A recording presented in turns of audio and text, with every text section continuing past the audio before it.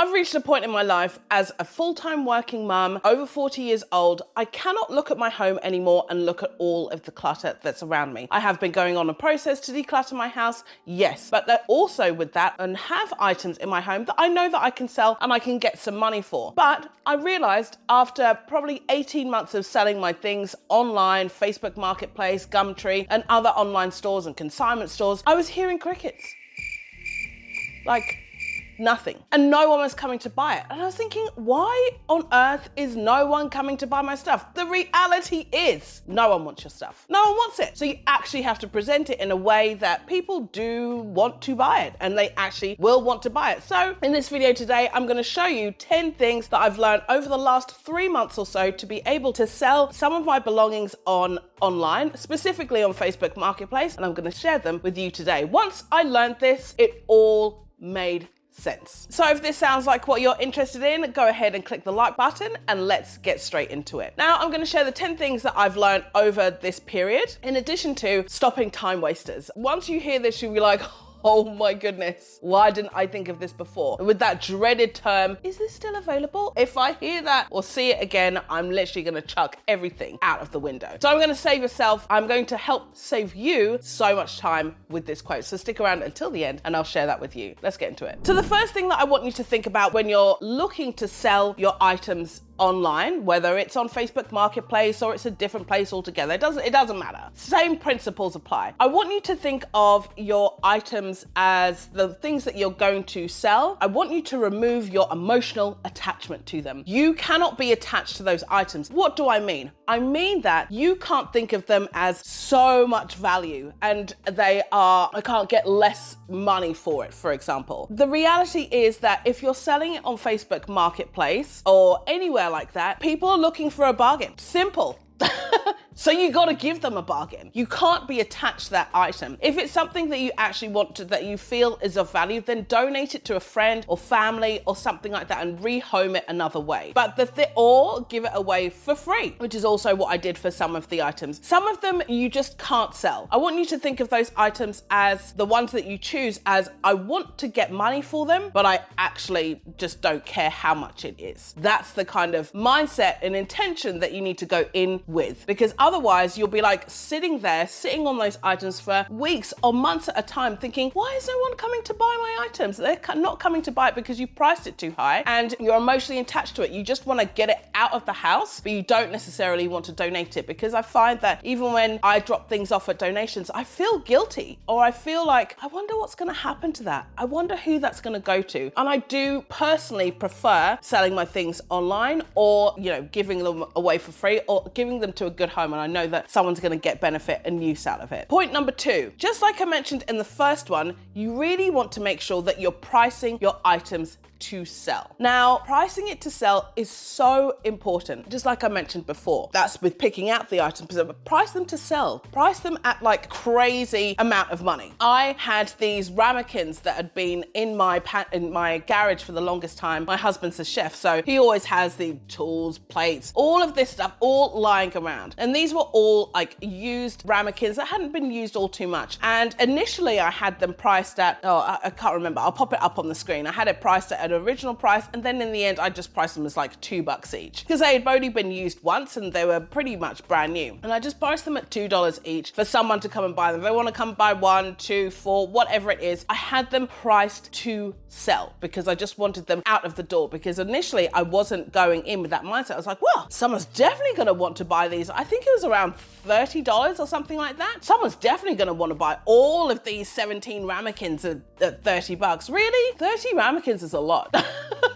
Like that's a lot of ramekins. So I really had to get clear with that. Actually, I want to price it to sell. In addition, I had this bike here. This is my daughter's old bike. It's actually a bike that we found at the front of someone's house. We had it for, I would say, about 5 years or so. It was literally tired. It needs new tires added to them. I wasn't going to do that. She doesn't like riding it. She found it too hard to ride, and I just needed to sell it. So initially I had it priced at $50, and then I was like, actually, no one's coming to buy this. I've just discounted the thing for like 20 be $25. And I was pleased if someone wanted to offer me 20, I'd be like, whatever, $10, whatever, just take it. I just wanted it out of the house and I just had it priced to sell. So that's one thing you should definitely take into consideration. Now, I have talked about this in a previous video that I did about selling your clutter, or how to go about selling your clutter. So this video really is like a part 2 to that, and things that I have learned. And with that, I did say in that picture, this is point 3, make sure you take good pictures. I cannot stress how important it is to take good pictures. I found that when I just took a picture that was just like inside and looked okay, yes, it sold. But when I took pictures outside in the sunlight, with beautiful light streaming in or streaming in underneath in the garden, like it just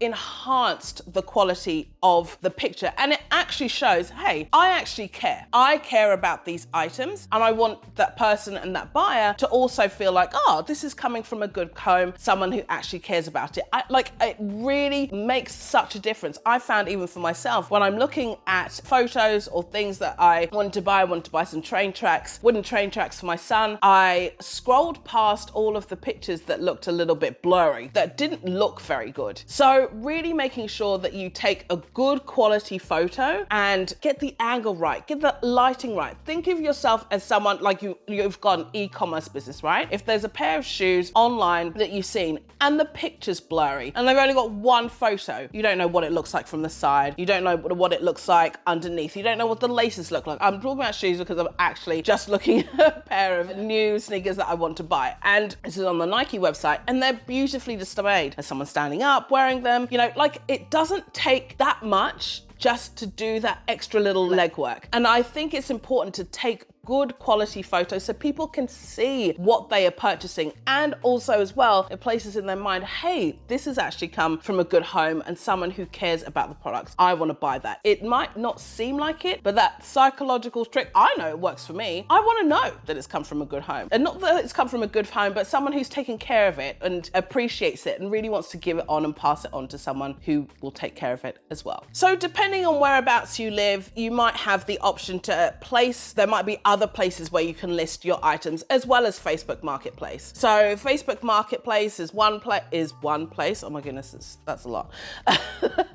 There's one place you can list your items. We have Gumtree here in Australia. I'm not sure what it might be elsewhere. I think that in Europe as well, there's a place, Vinted, I think it is, that you can sell items online. There's eBay as well. I really haven't had that much luck with eBay, I've got to say. Maybe that's a different video. If you do want me to share my thoughts on selling things on eBay, just give me an emoji in the comments, because I'm not sold on eBay. Oh my goodness.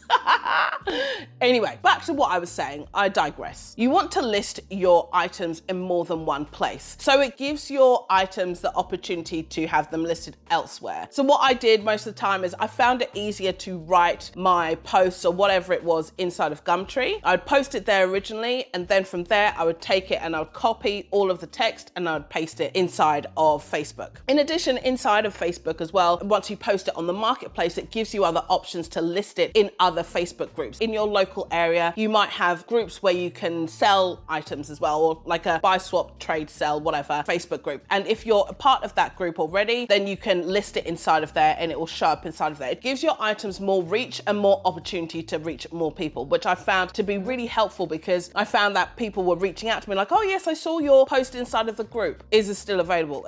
That line we will cover in a minute. But yes, it was really helpful to have it listed elsewhere to expand the reach and for it to reach more people. With that as well, a small caveat, I found that if I posted it inside of groups that were like 90,000 people, 100,000 people, it just didn't get the visibility, I would say, as I would like. Because if you think about it, there's 90,000 other people, and let's just say, even if we say 50% of the people are actively posting things inside of there, every day that feed is going like super fast, and it's only if people happen to stumble upon it or see it, they might view it. So I found that if I was posting inside of groups and like anywhere between 3,000 and 10,000 people, I noticed that I would get more activity and people reaching out to me a lot more. So something to think about. Point number 5, this one in particular, I just want you to have an idea of the items that generally sell quickly. Because I've got kids, I found that kids' bikes, kids' smaller clothing, like for kids probably from 5 years and under, tend to sell well. I kind of bundled those all up and had it for people to come and buy all of these like 5-year-old clothes. They could come and collect them. Those sell really well. Bikes, vacuums, anything that is kind of like at a higher price point elsewhere and you're selling it for like $50, like this vacuum that I have that I sold. I actually sold it for $50. My husband bought it for $50. So we got our money back on that completely, which is fantastic. And we only used it once when we were doing some work around our house in our old house and some maintenance work around the house. That's when we used it. So I found that those items sold really quickly, and things that are slightly niche or things that would end up being quite expensive. So for example, these pottery cups that you see here on the screen here, these are like handcrafted. They're from pottery or pottery place not far from here, and worked out pretty expensive. It's not my taste. I don't like that kind of stuff. Initially, I had them for $40 and sold them for $20. And the lady was like, oh my goodness, are you sure? Is there something wrong with them? I was like, girl, there's nothing wrong with them. I just don't want them in my house. Like, I don't care. It was gifted to me. So I made $20 anyway. And she felt like she got a good deal and she was actually going to give it away as a wedding present to someone. It's brand new. I'd never used it. The box wasn't damaged. It was in perfect condition. Win-win for all. Point 6. Now, I'd have a little bit of a love-hate relationship with my donation store. Like, I do love it, but I also don't love it as well. Like, every time I drop something off there, I always wonder to myself, like,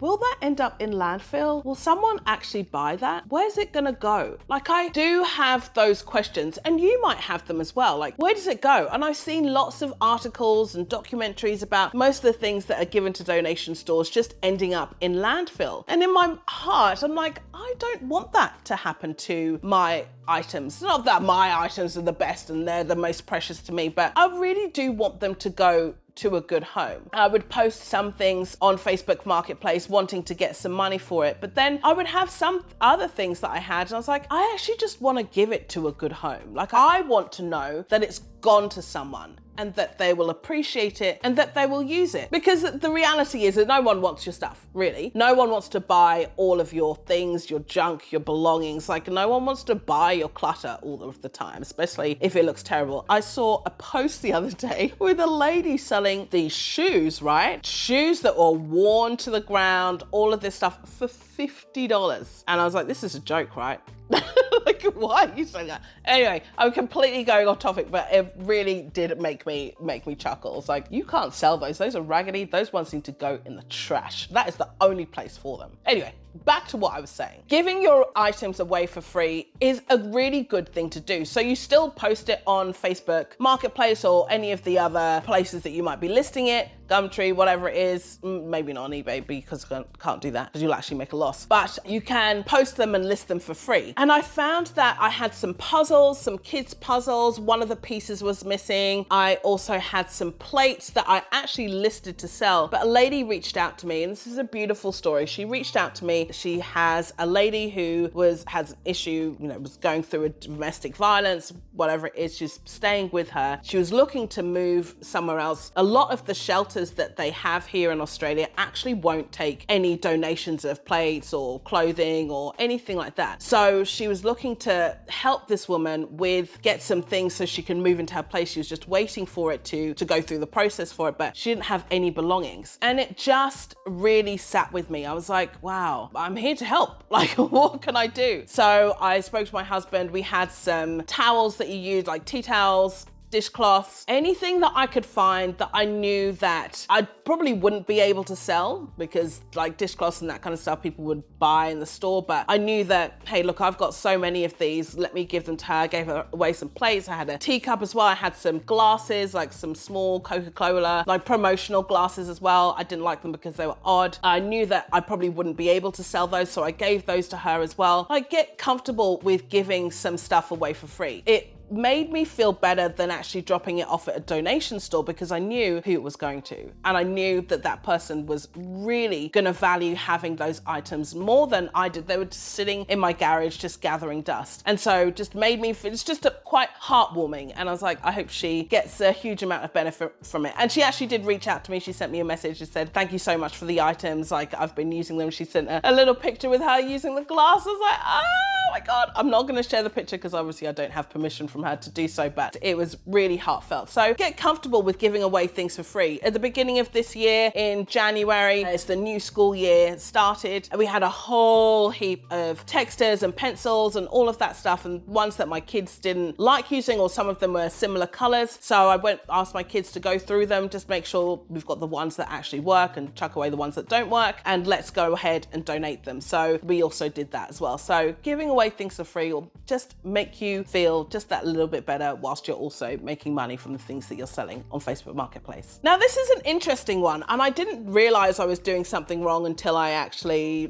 took a backseat after the probably 6 months of having that item listed and thinking, why is no one coming to buy my items? So I have a heaps different types of plates, bowls, all of that stuff, pretty much from places that my husband has worked at and where they've all closed down, and they're essentially just giving away all of that stuff for free. So I have a whole heap of them. And in my mind, I was like, people like to buy sets of. So a set of plates, a set of bowls, whether that's 4, 6, 8, etc. But what I realized is I was listing those. I had some bowls, I have some plates actually that are still listed and still haven't sold. But anyway, I'll just keep them listed up there. And I still haven't sold, but I had them priced at I think it was, and it's an odd number. It was 8 or 9 or something like that plates. And no one was buying them. I was like, why? Why is no one coming to buy these huge, ginormous dinner plates? These are great, such great quality. And I had to think to myself, if they were so great, I would be using them, right? But they're just too big for our family, just ginormous plates. But I had to start selling items individually. I had them listed, I think it was $80 or $90 for the set. I also had some square side plates as well that were curved edges. I actually ended up giving those away for free. I had about 7 or 8 of those, and I was trying to sell them for $15. It wasn't working. But I found that actually once I sold them, it's hey, the bowl is $1 each. Endless messages, it just kept on coming all the time. So it was interesting because I think in people's heads are oh, I'm getting a deal, right? I'm getting a steal, but yes, okay, yes, I'll only end up making a small amount of money from them. But as I said in the first point, I had them priced to sell, to get out of the door. I just didn't want them in the house anymore. It's I don't care what it is. Someone please come and pay me some money to take them away. I don't want it. I don't want it anymore. So that's really important. If you're having multiple items, and list them as price them per item than necessarily pricing them as a group of. Like I did with the ramekins. I had the ramekins initially listed at $30 for 17 of them, I think, something like that. But then when I listed them at $2 each, flew out the door after they'd been sitting there listed for about 3 months and no one came to buy them. So definitely helps to just think about how you're pricing them and how you are listing them so that it's appealing to people to actually buy. Now, I talked about point 8 in a previous video. I'll list it up here for you to go ahead and watch. It's one of my earlier videos, but it's still to this day still gets heaps and heaps of views. But it's making sure that your description is everything. Your description to your item is the key selling point and the place in which people will not waste your time. They will not waste your time, because you are going to put in there everything that needs to be said about that item, the dimensions, the size, how many items you have, whether you have more than one, the condition that it's in. Make sure that you take pictures of the condition so that they can see exactly what they're getting. It's so important. There's so many posts that I see and listings that I see where there's one blurry ass picture and then there's a descriptive one line of what the item is with the price on it. Really? Come on, give me something more. I want to know a little bit about it. How old is it? How long have you had it? Is there a reason that you're selling it? All of these things will help the person make a buying decision, and it doesn't become an impulse, like a twitch that someone has and just instantly just messages you out of the blue and asking you all of these questions. I don't have time. I can spend the extra 5 minutes just to make sure that the description is tight and it has everything that you need. I take cash and I take pay ID. I've got the the location of where it's picked up, all of that stuff. So if you come to me with a question that's like that, I will refer you back, read the description, look at the pictures. And that makes me seem like a bit of a but I ain't got time to waste. I don't have time to waste. These are the items and this is how much it is. Please take a look and read the description. Thank you.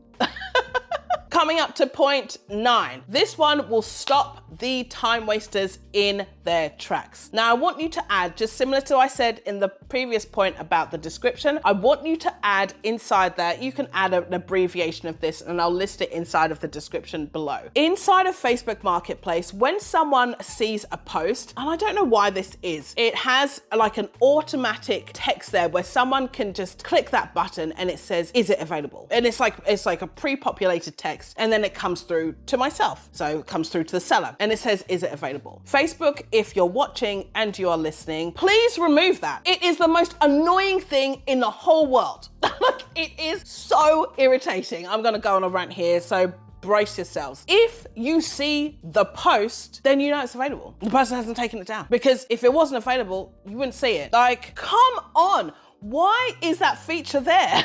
Why is it there? This is ridiculous. If you see the post, you know that it's available. Don't message me to ask me, is it available? Idiot. I'm sorry. That just grinds my gears to the high heavens. And I know it's one of the issues that you likely have as well when you're selling your things online, or selling them via Facebook Marketplace. So what I did to combat that, inside of the description, I said, if you send a message that says, is this available? The message will be ignored. I'm not responding to messages like that. I don't have time. I've got 3 kids, a full-time job, recording videos. I don't have time to reply to, yes, it's available. So the blurb that I include inside of the description is, if you send messages that say, is this still available? These messages won't be responded to. Please reply with when you will be able to come and pick it up, or any other question not related to what's in the description already. Now that does sound really harsh and really passive aggressive, but honestly, it has shaved the amount of time the people that are messaging me wanting to know about the items, because they've already read the description, they know where to pick it up, they've got some questions about, they've looked at all of the pictures. And so the next thing is, if you want it, then when can I come and pick it up? But essentially, is that it? That's it. When can I come and pick it up? Or can I come and take a look at it today or tomorrow or whatever it is? And that's it. Shaves all of the time wasters, because I'm not responding to those messages. I just delete them straight away. And a lot of them actually can be spam. So I'm just like, no, I'm not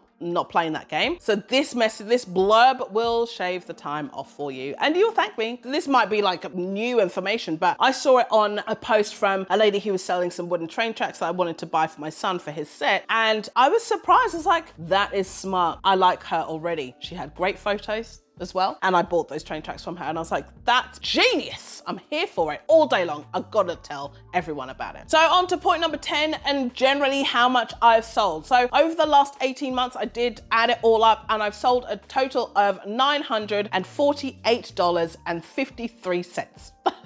That's it. Like, I'm surprised. And a lot of it is just mostly junk and things that were lying around the house, things we weren't even using, things that we had taken with us when we moved from our old house to here and just sitting here doing nothing. So, you know, that extra almost $1,000 does go far, and I still got other things listed that I want to get rid of. Some of them are really small, you know. I've got a headband I'm selling for 15 bucks. Like, it's brand new. Like, it doesn't even fit on my head. I've got big hair, obviously. Doesn't even fit on my head. My daughter doesn't like it, but it's brand new and it's gorgeous. So things like that, like if there are things that you want to get rid of, and I've still got other things that I've got to list, then go ahead and make sure that you list them, because it really does help and it does go a long way. If you have the space to be able to keep them somewhere and that's kind of out of sight and not causing too much disruption in your home, then do just be patient and know that you will sell them. But also using these tips that I've shared with you today will definitely help you to sell them a lot quicker, because I think, as I said before, in the last 3 months, I've implemented all of this myself, and I was trickling in with a sale here and a sale there every now and again, but it wasn't really that consistent. But when I became really intentional with it, I really noticed the difference, and I was like, wow, this